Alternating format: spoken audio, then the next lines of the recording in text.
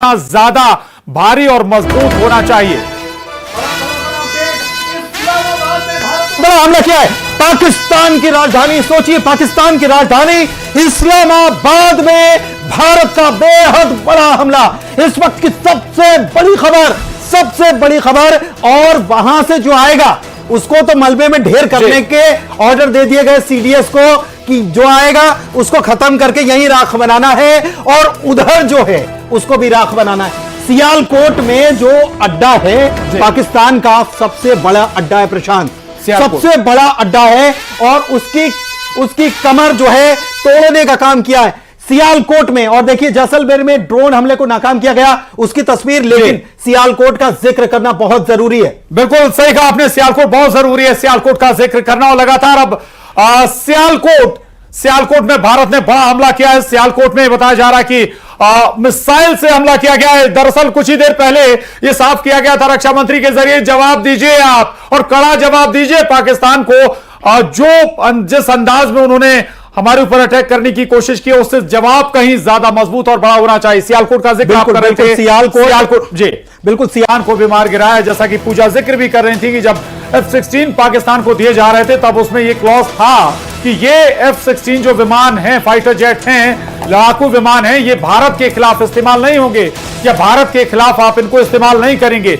लेकिन पाकिस्तान कहां अपने वादे पर रहता है, कहां डिग रहता है। ये और बड़ी खबर भारत ने पाकिस्तान, एक और बड़ी खबर इस वक्त की, पाकिस्तान का AWACS मार गिराया है। ये इस वक्त का बहुत बड़ा अपडेट आप तक पहुंचा रहे हैं। AWACS पाकिस्तान का भारत ने फिर एक बार मार गिराया है। ये इस वक्त का बहुत बड़ा अपडेट है। देखिए जिस तरीके से पहले 3 लड़ाकू विमानों को मार गिराया भारत की तरफ से पाकिस्तान के, और अब जिस तरीके से खबर सामने आ रही है कि AWACS को मार गिराया है भारत ने, ये बहुत ज्यादा बड़ा अपडेट है और पाकिस्तान के लिए बहुत बड़ी क्षति है। AWACS जिसे पाकिस्तान का को लेकर के कहा जाता था, जिस पर पाकिस्तान घमंड करता था, पंजाब में पाकिस्तान का AWACS मार गिराया गया है। ये इस वक्त का बहुत बड़ा अपडेट है। तो airborne warning and control system aircraft एक तरीके का है ये जिसे पावरफुल रेडार और सेंसर्स के साथ इक्विप्ड किया गया था, उस सिस्टम को मार गिराया गया है। Airborne warning and control system एक तरीके का एयरक्राफ्ट, पावरफुल रेडार सिस्टम इसका, पावरफुल सेंसर्स इसके, उस सिस्टम को जब भारत तबाह कर दे तो पाकिस्तान कहां स्टैंड करता है? पाकिस्तान का कोई सिस्टम काम नहीं आने वाला है पूजा। और ये सारे सिस्टम, अब जितने सिस्टम है उन्होंने चीन से खरीदे हो या कहीं और से, वो सारे सिस्टम खत्म होंगे, सारे सिस्टम ध्वस्त होंगे। चाहे अब किसी भी देश से खरीदा हुआ लड़ाकू विमान, फाइटर जेट हमारे खिलाफ इस्तेमाल करें, उसे ध्वस्त होना तय है उसका। बहुत सारे आपको बता दें 1902 युद्ध हुए हैं उससे जुड़े बहुत सारे जो विमान हैं, उससे जुड़े जो टैंक हैं, वो आज भी हमारे यहाँ एक शोपीस के तौर पर रखे गए हैं। जब दरअसल भारत ने जंग जीती थी, पिछली जंग बॉर्डर पर, तब वहां से जो टैंक हासिल किए थे वो अलग अलग मिलिट्री बेस पर भेजे गए थे। सागर शहर एक जहां मिलिट्री बेस है मध्य प्रदेश का, वहां एक पाकिस्तान से जीता हुआ फाइटर जेट, एक टैंक अभी भी रखा हुआ है। और ऐसे जहां जहां रेजिमेंट हैं वहां भेजे गए थे। जो रेजिमेंट उस युद्ध में शामिल हुई थी वहां पाकिस्तान से जीते फाइटर जेट और टैंक्स रखे गए थे। तो समझिए कि फिर ऐसे ताबूत के तौर पर रखे जाएंगे। अगर हमारे साथ डिफेंस एक्सपर्ट कोई मौजूद हो तो प्लीज मैं अपनी टीम से कहूंगी मुझे बताइएगा। राकेश सर क्या हमारे साथ इस वक्त कनेक्ट है? क्योंकि AWACS के बारे में जो पूरी जानकारी है वो बता पाएंगे कि कितना बड़ा नुकसान ये पाकिस्तान के संदर्भ में देखा जाए। क्योंकि प्रशांत, जिस तरीके से पहले एयर डिफेंस सिस्टम को तबाह किया गया, फिर उस कंट्रोलिंग सिस्टम को तबाह कर दिया जिससे पूरा रडार सिस्टम इनका ऑपरेट होता था, जिसे कंट्रोल किया जाता था, सेंसर्स जिसमें लगे थे, वो जब उसको नष्ट कर दिया जाता है, F-16 लड़ाकू विमान को, J-17 लड़ाकू विमान को, अब बचा क्या है पाकिस्तान के पास? मुझे यह भी समझना है और मुझे यह भी समझना है कि AWACS जिसको भारत ने नष्ट किया है, अब पाकिस्तान क्या करेगा? किसके आगे हाथ फैलाएगा? कैसे अपने आप को तसल्ली देगा? और अब भी क्या इसी तरीके से एक के बाद एक हमले करेगा? क्या अब भी अपनी बेइज्जती कराने के लिए दोबारा से भारत के जो बॉर्डर्स हैं वहां तक पहुंचेगा और ऊपर से कुछ फेंकने की कोशिश करेगा और फिर से डिफ्यूज होगा और फिर से बेइज्जती कराकर वापस लौटेगा?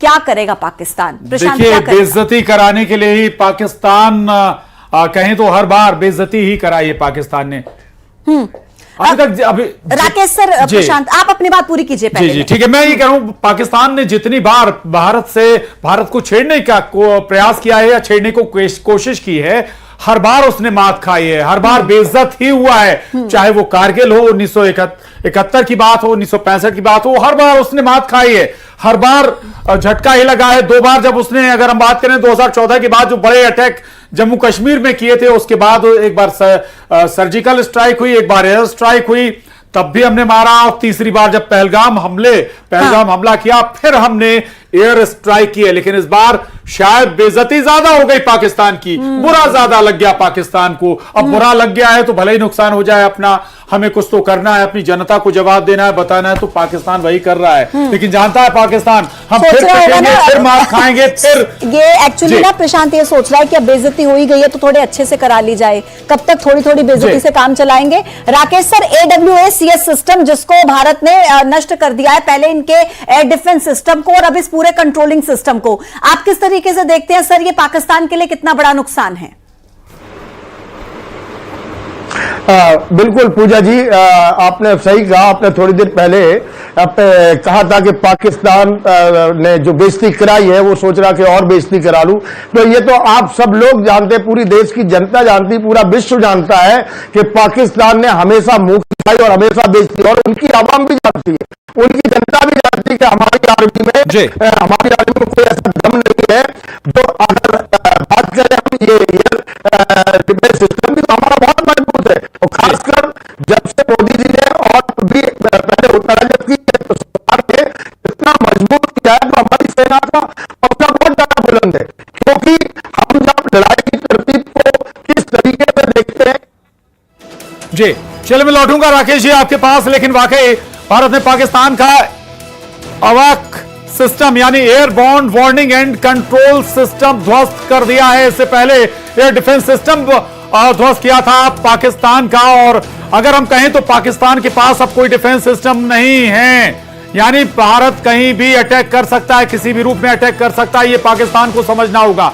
लेकिन बावजूद पाकिस्तान बार बार छिड़ रहा है भारत को, बार बार अटैक करने की कोशिश कर रहा है। भारत के एयरबेस पर, जो महत्वपूर्ण एयरबेस हैं या फिर मिलिट्री बेसेस हैं, उनको टारगेट करने की कोशिश कर रहा। बावजूद हमारे जो एयर डिफेंस सिस्टम्स हैं, आकाश और S-400, उन्होंने पाकिस्तान की मिसाइलों को हवा में ही मार गिराया, यानी भारत की सीमा में घुसने से पहले ही उन्हें खत्म कर दिया, हवा में ही बर्बाद कर दिया। और अब ये airborne warning and control system, जो कि एक एयरक्राफ्ट के तौर पर बनाया जाता है, यह सिस्टम बहुत ही पावरफुल रडार सिस्टम होता है, इसे भी भारत ने ध्वस्त कर दिया। यानी कि पाकिस्तान का एक और सुरक्षा कवच खत्म हो गया, सुरक्षा कवच ध्वस्त हो गया है।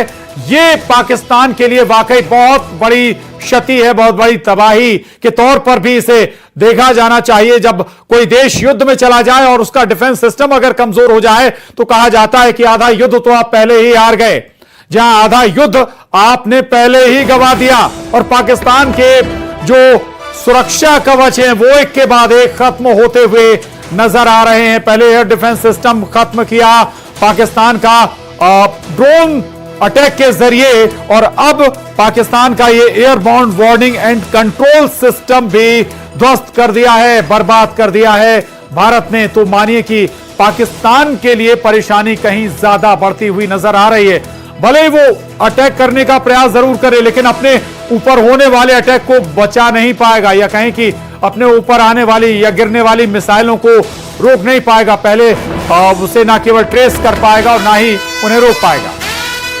और ये बड़ी खबर, जयशंकर ने यूरोपियन यूनियन को इस हमले की जानकारी दी है, जयशंकर ने अमेरिका को भी इस हमले की जानकारी दी है। भारत बहुत समय से काम कर रहा, पाकिस्तान के उकसावे का करारा जवाब देंगे। विदेश मंत्री एस जयशंकर ने न